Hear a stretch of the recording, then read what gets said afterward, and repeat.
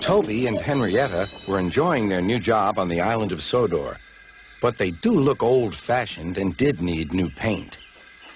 James was very rude whenever he saw them. "Yuck! What dirty objects," he would say. At last, Toby lost patience. "James," he asked, "why are you red?" "I am a splendid engine," answered James, "ready for anything. You never see my paint dirty."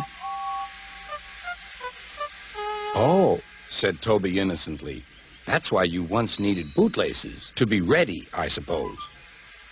James went redder than ever and snorted off. It was such an insult to be reminded of the time a bootlace had been used to mend a hole in his coaches.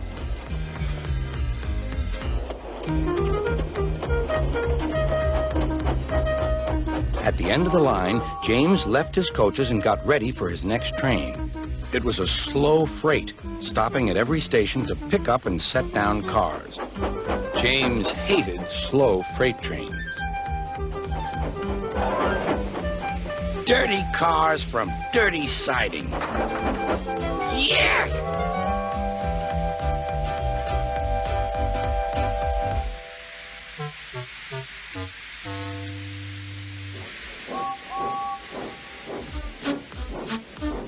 Starting with only a few, he picked up more and more cars at each station till he had a long train.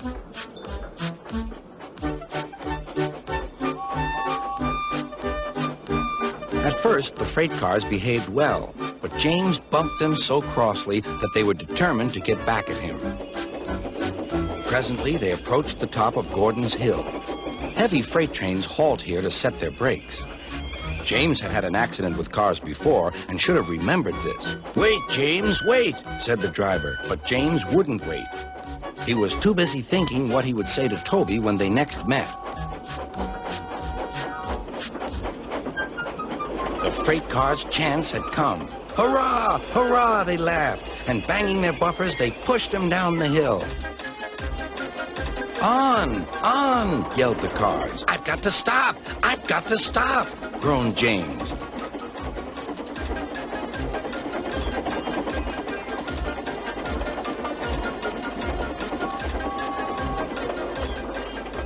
Disaster lay ahead.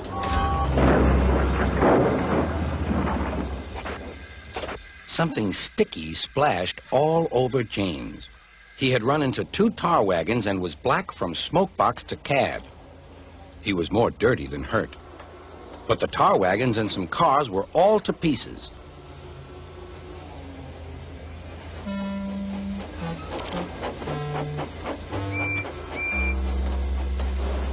Toby and Percy were sent to help and came as quickly as they could.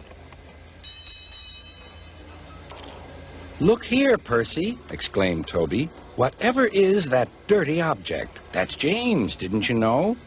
"It's James's shape," said Toby. "But James is a splendid red engine, and you never see his paint dirty." James pretended he hadn't heard.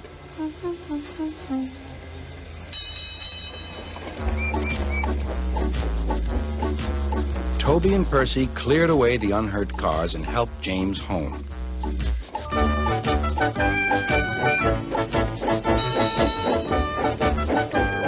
Sir Topham Hatt met them. "Well done, Percy and Toby," he turned to James. "Fancy letting your cars run away. I am surprised. You're not fit to be seen. You must be cleaned at once. Toby shall have a new coat of paint." "Please, sir, can Henrietta have one too?" said Toby. "Certainly, Toby." "Oh, thank you, sir. She will be pleased." All James could do was watch Toby as he ran off happily with the news.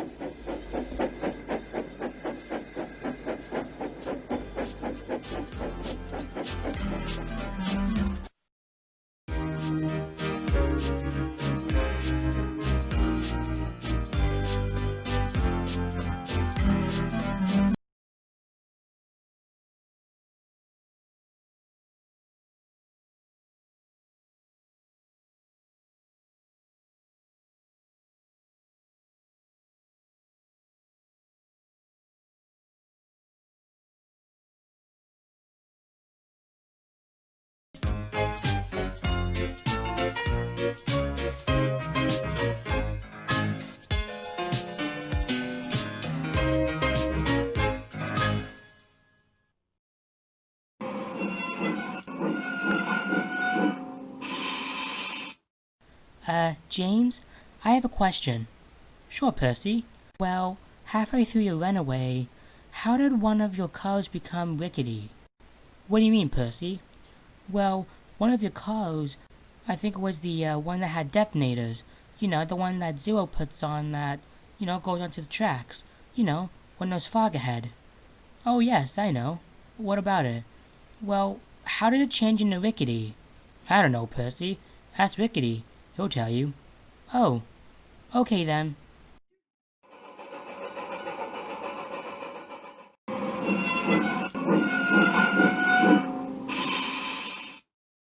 Hey, Rickety, I have a question.